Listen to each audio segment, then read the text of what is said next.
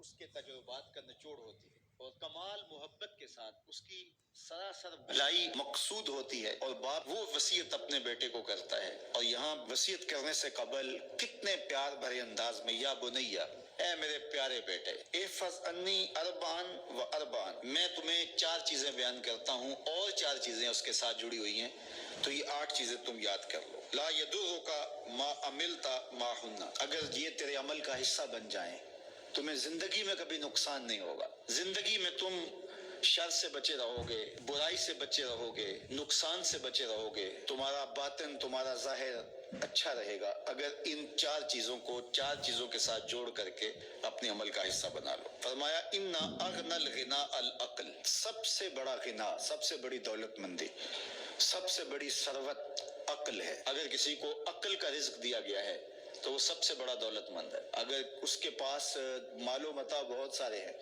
لیکن بے وقوف ہے تو وہ دولت مندی نہیں ہے۔ وَأَكْبَرُ الْفَقْرِ الْحُمْقُ، اور سب سے بڑا فقر اور سب سے بڑی محتاجی جہالت ہے۔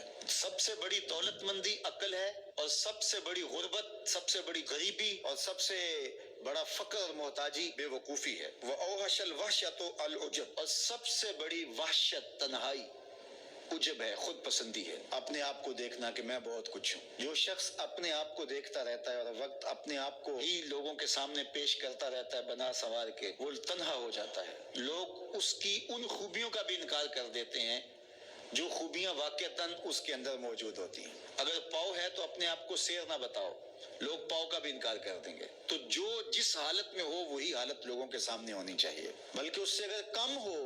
شیخ سعدی نے ایک بڑی خوبصورت بات لکھی کہ تم برے ہو لوگ تجھے نیک سمجھیں یہ بری بات ہے، لیکن تم نیک ہو اور لوگ تجھے برا سمجھیں تو کوئی فرق نہیں پڑتا، تم اللہ کی نظر میں نیک ہو۔ اس لیے تم اگر شیر ہو اور لوگ تمہیں پاؤ سمجھے تو کوئی فرق نہیں پڑتا، لیکن اگر تم اپنے آپ کو پیش کر رہے ہو تو لوگ تمہاری اس حیثیت کا بھی انکار کر دیں گے جو تمہیں حاصل ہے۔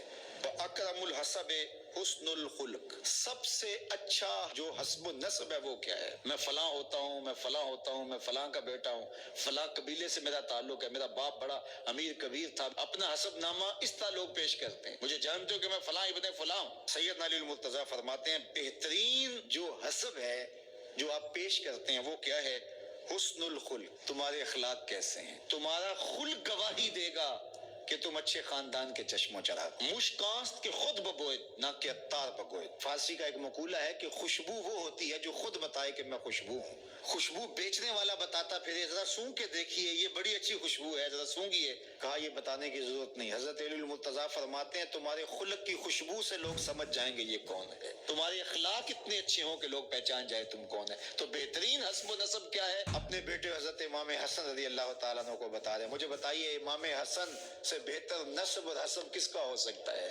رسول اللہ کی بیٹی کے بیٹے ہیں، امام الاولیاء کے فرزند ہیں، رسول اللہ کے نواسے ہیں، بنو ہاشم کے چشم و چراغ ہیں۔ تو انہیں یہ نہیں کہا کہ تم یہ بتاتے پھرنا، بلکہ کہا کہ تمہارا خلق گواہی دے کہ میں محمد کا نواسا ہوں، تمہارے اخلاق گواہی دے کہ میں نے فاطمہ کا دودھ پیا ہے، تمہارا کردار گواہی دے، تمہاری شجاعت گواہی دے کہ تم علی کے فرزند ارجمند ہو۔ اللہ اکبر۔ پھر حضرت علی المرتضیٰ رضی اللہ تعالیٰ عنہ ان چیزوں کو بیان کرنے کے بعد فرماتے ہیں یا بنیا، اے میرے بیٹے، ایاک والمصادقہ الاحمق، بے وقوف شخص کی دوستی سے ہمیشہ بچنا۔ فإنہ یرید ان ینفعک فیضرک، وہ دل سے چاہے کہ تمہیں نفع پہنچائے لیکن اپنی جہالت کی وجہ سے، اپنی بے وقوفی کی وجہ سے تمہیں نفع نہیں پہنچا سکے گا، تمہیں نقصان پہنچا دے گا۔ کہا جاتا ہے کہ بے وقوف دوست سے دانا دشمن اچھا ہے، تو وہ اسی قول کا مفہوم ہے۔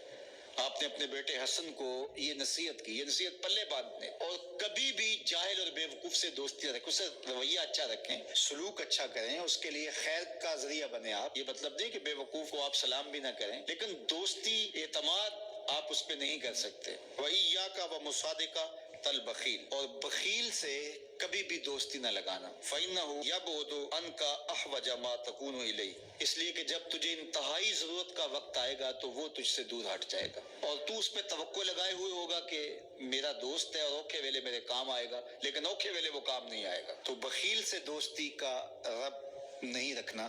وَإِيَّاكَ وَمُصَادَقَةَ الْفَاجِرِ، بدکار شخص سے کبھی دوستی نہ رکھ، برے شخص سے کبھی دوستی کا رشتہ نہ جوڑنا۔ فَإِنَّهُ يَبِيعُكَ بِالطَّافَةِ، جو فاسق و فاجر ہے، برا شخص ہے، بدکار ہے، اس سے دوستی نہ رکھنا، اس لیے کہ وہ بہت تھوڑی قیمت میں تجھے بیچ دے گا۔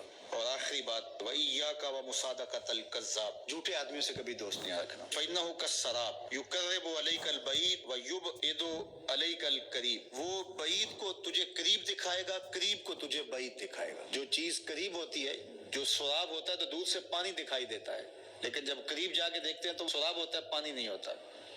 تو کہا وہ بھی سراب کی طرح ہوتا ہے، کذاب، جھوٹ بولنے والا، جو تجھے وہ نقشہ کھینچے گا جو ہوگا نہیں، تجھے وہ چیزیں بتائے گا جو نفس العمل میں نہیں ہوں گی، اور تو ایک مغالطے میں مارا جائے گا۔ یہ ہے حضرت سیدنا علی المرتضیٰ رضی اللہ تعالی عنہ کے وہ اقوال نور، جن کی گہرائی، گیرائی اور حکمت سے بھرے ہوئے یہ کلمات سے پھوٹتے ہوئے اجالے ہماری زندگی کو ایک اسلوب دیتے ہیں۔